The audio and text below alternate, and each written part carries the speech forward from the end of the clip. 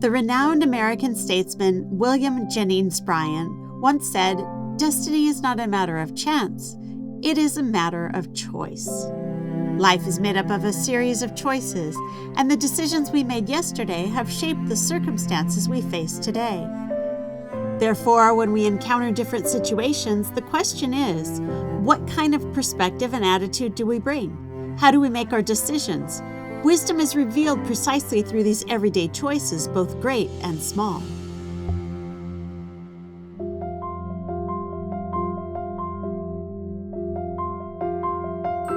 Chapter 7 of Proverbs is one of the few passages presented as a complete narrative.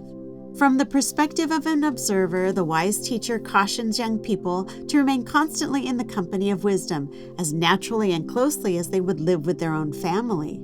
For only then can they avoid falling into the snare of temptation. He then describes a scene he observes from his window. A young man going out at twilight, without the guidance of wisdom, encounters a woman of seductive charm. She is carefully adorned, and upon meeting him, she immediately kisses him. She claims she has just offered sacrifices, implying that she is pious and pure, someone he can safely associate with. She even says she came out specifically to look for him, completely disarming the young man. She continues her temptation, inviting him to enjoy the night, assuring him that her husband is away, giving him a false sense of security. Right away, he follows her and goes like an ox to the slaughter, or bounds like a stag toward the trap. When the veil of romance is torn away, the young man's fate is that of prey, helpless and destroyed. The message of this story is clear.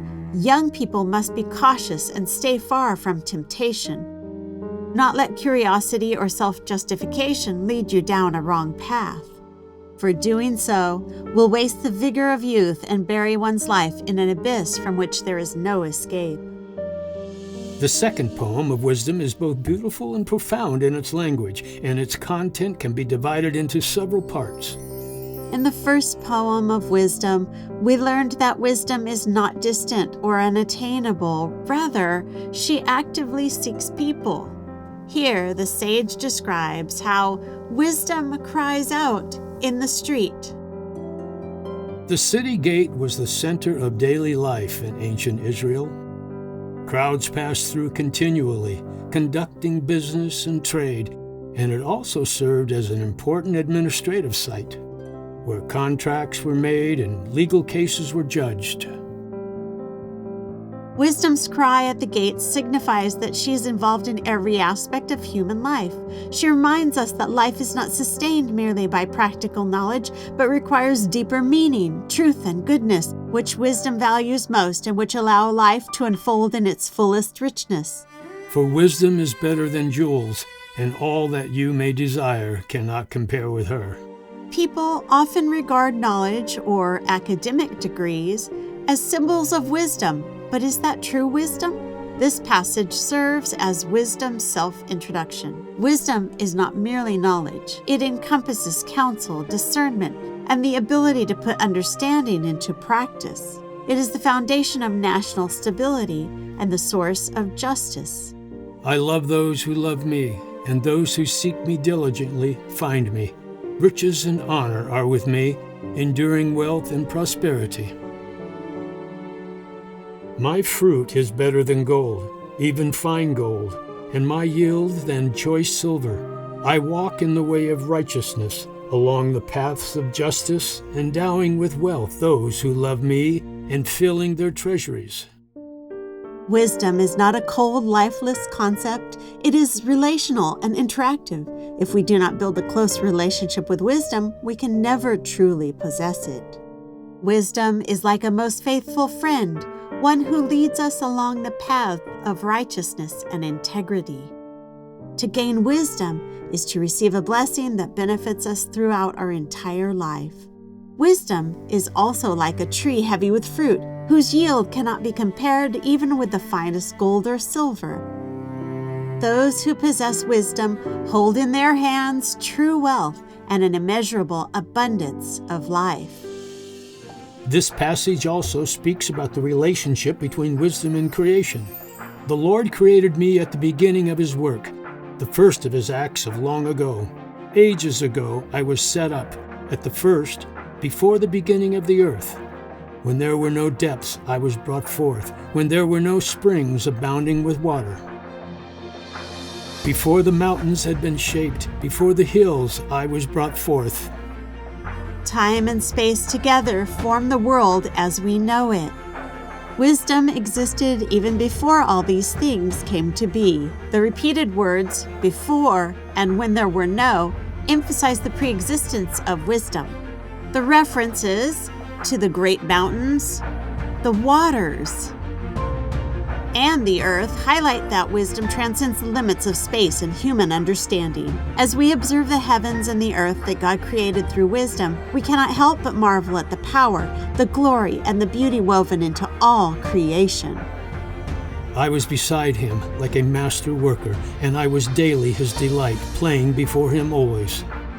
This reveals that wisdom not only witnessed the wonder of creation, but also took part in it, like a chief architect sharing an intimate relationship with God.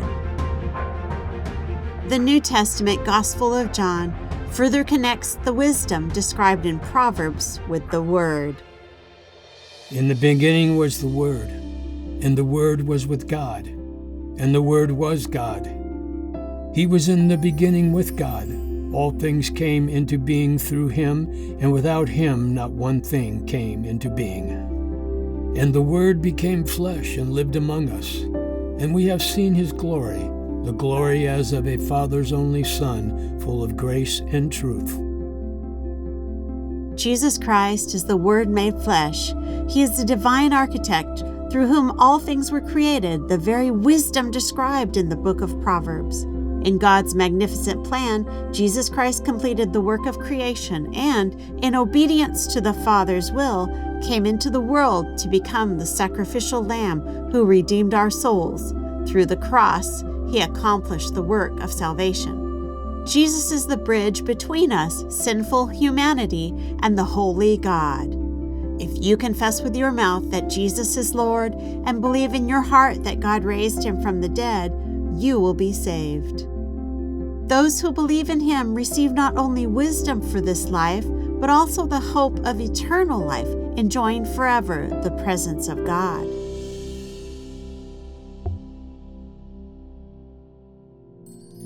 Wisdom is the architect of creation and the designer of our lives. She knows better than anyone what brings the greatest blessing to our existence. If we remember wisdom's teachings and carefully live by them, we will surely be blessed. The sage teaches us how to keep wisdom. First, we must listen to her and not ignore her instruction. Second, wisdom reminds us to remain humble, to look up in reverence, and to wait patiently. For whoever finds me finds life and obtains favor from the Lord. In the ever-changing course of life, the influence of wisdom is profound.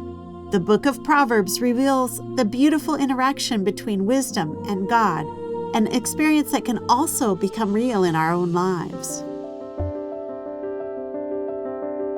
This poem is divided into 3 parts. The first and third stand in contrast. Both wisdom and folly are portrayed as women, each crying out and inviting people to follow them. The central message highlights the importance of making wise choices in life and avoiding decisions that lead to regret.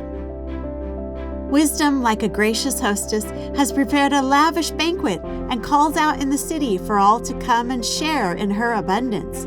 In contrast, the woman of folly has nothing to offer, yet she is loud and boisterous. She says to those who lack understanding, "Stolen water is sweet, and bread eaten in secret is pleasant." But they do not know that the dead are there, that her guests are in the depths of Sheol. The sage reminds us of the importance of making the right choices in life. The fear of the Lord is the beginning of wisdom, and the knowledge of the Holy One is insight. This station marks the conclusion of the introduction to the first 9 chapters of Proverbs, guiding us to reflect on the true nature of wisdom. We are created in the image of God with emotion and intellect and entrusted with the mission to govern the world. Wisdom is revealed in our values and in the daily choices we make, with honesty and goodness reflecting the glory of God. The most precious insight we gain from this station is that wisdom was present and active in God's creation. Therefore, when we possess wisdom, we learn how to live joyfully and blessedly within the world God has created. Just as wisdom rejoiced and delighted in the work of creation, so too can we walk each day in joy and hope, experiencing the fullness and abundance of life.